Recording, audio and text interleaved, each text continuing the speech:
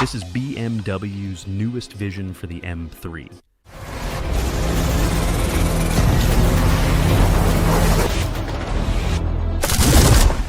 And at first glance, most people are focused on the wrong thing.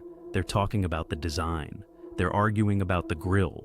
They're debating whether it looks futuristic or ridiculous. But none of those things are the biggest story here. In fact, the real reason this car matters has almost nothing to do with its appearance. And by the end of this video, you'll understand why this could be the most important M3 BMW has ever created. But first, let's address the elephant in the room, the design. Because when BMW unveiled this concept, the internet reacted exactly as you'd expect. Some people loved it, others absolutely hated it. And honestly, BMW probably saw that coming. For years, BMW has been pushing its designs in increasingly bold directions. Every new generation seems designed to spark debate. Yet, somehow, this car feels different. The front end looks sharper, cleaner, and more futuristic than any M3 before it.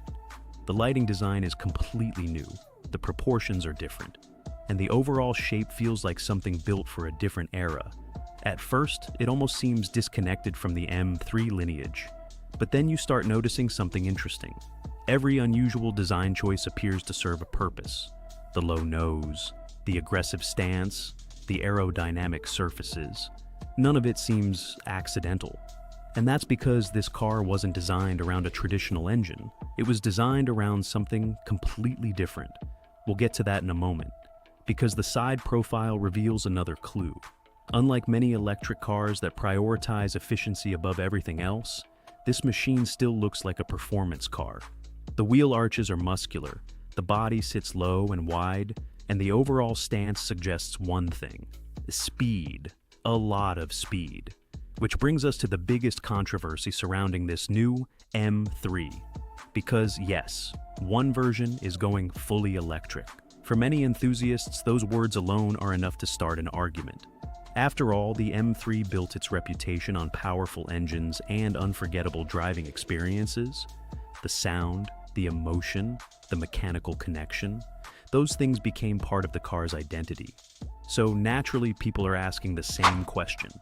Can an electric M3 still be a real M3? BMW clearly believes the answer is yes. And their reasoning is simple: performance. Because if the rumors are true, this new electric M3 could become the most powerful production M3 ever built. We're talking about performance figures that would have sounded absurd just a few years ago. The kind of numbers normally associated with exotic supercars. And that's where things get interesting, because power is only part of the story. Electric motors deliver their performance differently. There is no waiting for boost, no hesitation, no delay. The moment you touch the accelerator, everything happens instantly. That instant response could fundamentally change how the M3 feels to drive. And BMW isn't stopping there. Reports suggest the company is developing an advanced multi-motor system capable of controlling power with incredible precision. Imagine each wheel receiving exactly the amount of power it needs at exactly the right moment. Not seconds later, not milliseconds later, almost instantly. The result could be a car that feels unbelievably sharp and responsive. But here's where the story takes an unexpected turn. Because while everyone is focused on the electric version, BMW is quietly working on something else. A second M3. One powered by a proper combustion engine. That's right, BMW isn't abandoning gasoline just yet. And that decision might reveal more about the company's future than anything else. Think about it. Most manufacturers are choosing one direction: electric or combustion, future or tradition. BMW is attempting both. At the same time, that's an expensive gamble. Developing two completely different performance cars isn't easy, which means BMW must believe there is still demand for both. And honestly, they may be right. Because while electric performance continues improving, there are still millions of enthusiasts who love traditional engines. The sound, the character, the sense of occasion, those things matter. BMW understands that, which is why the petrol-powered M3 is expected to survive, at least for now. Of course, it won't remain unchanged. Modern emissions regulations make that impossible. The next generation model will likely feature some form of hybrid assistance. But don't panic. This isn't expected to become a massive plug-in hybrid like some larger performance cars. Instead, BMW appears to be focusing on a lighter solution designed to preserve agility.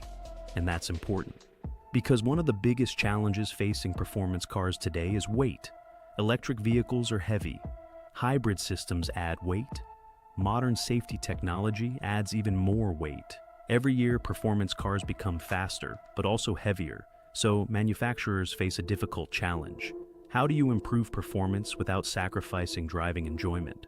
BMW's answer appears to involve technology. Lots of technology. The upcoming M3 is expected to feature some of the most advanced vehicle control systems the company has ever created. These systems constantly monitor steering inputs, wheel speed, traction levels, and countless other variables. The goal isn't simply to make the car faster, it's to make it feel smarter, more predictable, more confidence-inspiring, and ultimately more enjoyable. But here's the fascinating part. BMW isn't just trying to build a faster M3, they're trying to redefine what performance means. For decades, performance was measured by horsepower. Then it became about acceleration. Now, it may be about intelligence. How effectively a car can use its power, how quickly it can react, how naturally it can communicate with the driver. And that's exactly where the next M3 seems to be heading. Which brings us back to the mystery we started with. Why is BMW taking such a huge risk? Why introduce an electric M3 when so many enthusiasts remain skeptical? Why continue developing a petrol version at the same time? Why invest billions into two completely different futures? The answer is surprisingly simple. Because BMW isn't using the M3 to follow the future. They're using it to discover the future. Think about it. The M3 has always been one of BMW's most important cars. When BMW wants to introduce new ideas, new technologies, or new performance benchmarks, the M3 is often the vehicle that leads the way. This time is no different. The next M3 isn't just another model, it's a test. A giant experiment designed to answer one critical question. What do performance car buyers actually want? Do they want electric speed and cutting-edge technology?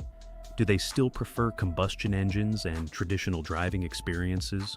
Or do they want a combination of both? BMW doesn't know the answer yet. And that's why both versions exist. They're letting the market decide. Not engineers, not executives, not journalists, drivers. And that makes this M3 more important than any horsepower figure, more important than any design controversy, more important than any acceleration statistic. Because this car represents a crossroads, a moment where two different automotive futures are colliding, one powered by fuel, the other powered by electricity. And BMW is standing directly in the middle. Whether the electric version becomes the new standard or the petrol version remains the enthusiast favorite, one thing is certain. The next M3 will influence every future performance BMW.